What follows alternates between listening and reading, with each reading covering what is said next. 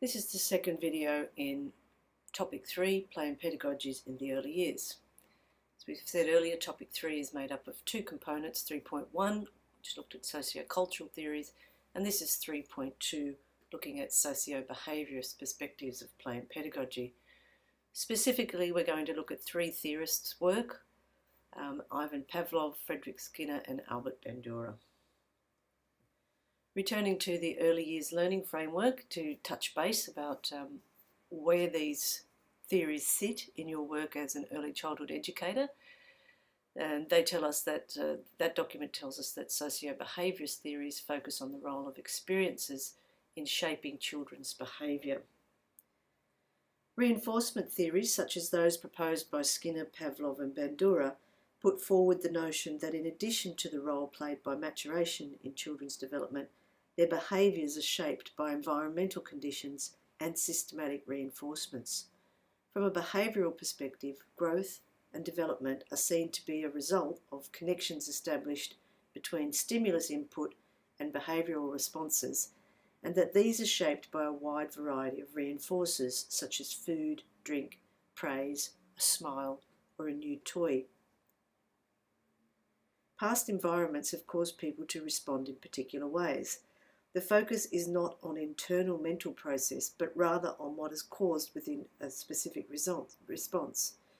The role of the educator is to provide these reinforcements and to gradually reward better and better approximations of appropriate responses.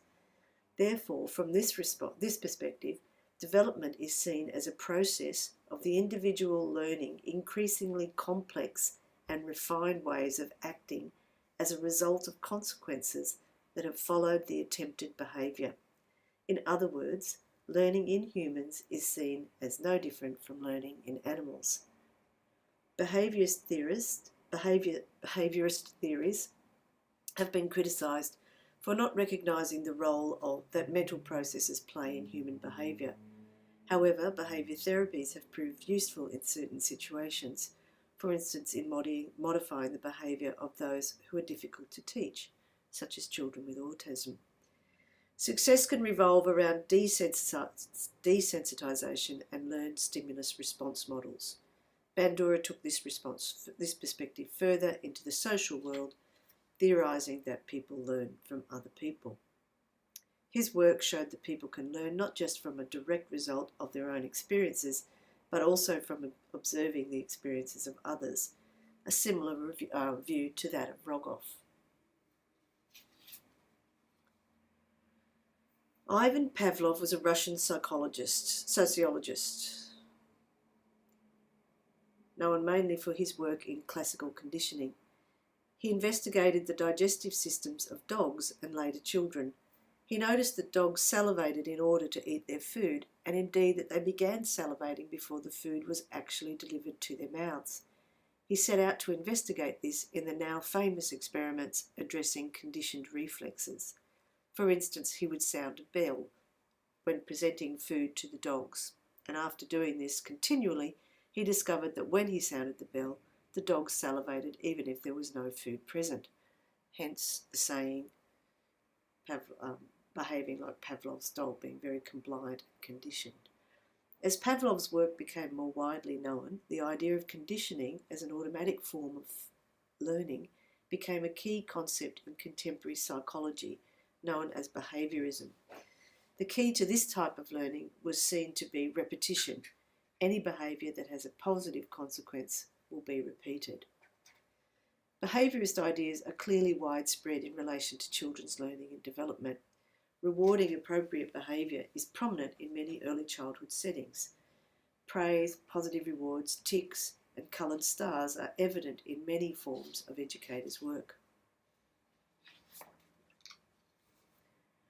Bahar's Frederick Skinner, or B.F. Skinner, was a behaviourist psychologist who was highly impressed by the work of Pavlov.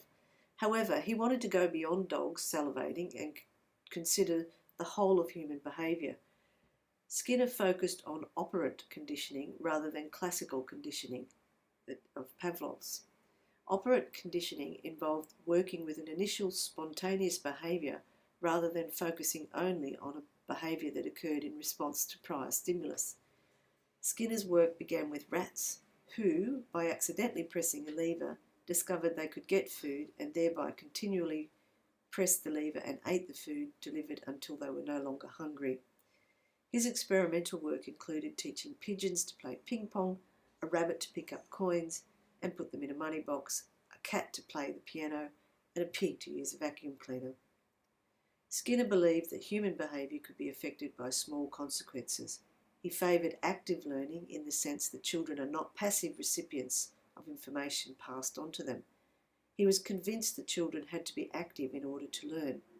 Skinner also asserted that positive reinforcement is more effective in changing and establishing behaviour than punishment. He maintained that the only thing learned from being punished was how to avoid punishment. Skinner suggested 5 steps for supporting children's learning that he referred to as learning theory. First, clearly talk about what is going to be learned. Second, break down the activity into small, manageable, achievable steps. Third, support the child in performing each step, reinforcing correct action. 4, adjust the activity so the child is always successful until the goal is reached. And finally, return to the activity intermittently, reinforcing the child's success.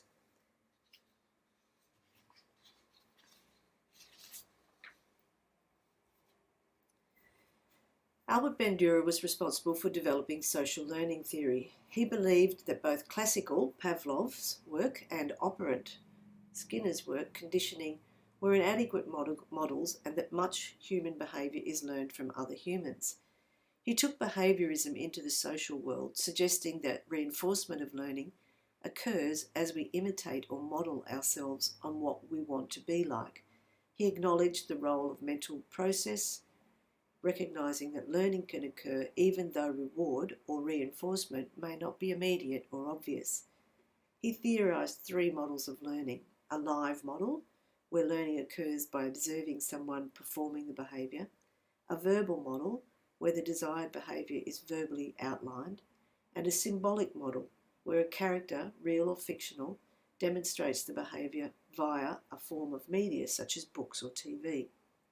However, according to Bandura's social learning theory, for modelling to be effective, there are certain steps that are required, and these were, or are, attention, focusing all attention on the model and not being distracted; retention, remembering what has been modelled in order to learn from it; reproduction, demonstrating the new behaviour that was observed and remembered; and motivation, wanting to continue demonstrating the new behaviour, rewards and punishment as motivators. Taking account of Bandura's views, educators are conscious of their behaviour in the early childhood settings. They model, demonstrate and act in ways they wish children to behave. Social learning theory plays a role in making educators aware of the need to be offered as positive role models for behaviour and conflict resolution, and for habits such as reading and healthy eating. Educators also help children observe and therefore practice behaviours and to build strong and positive relationships. Educators also use other forms of media such as books to model desired behaviours. And that's the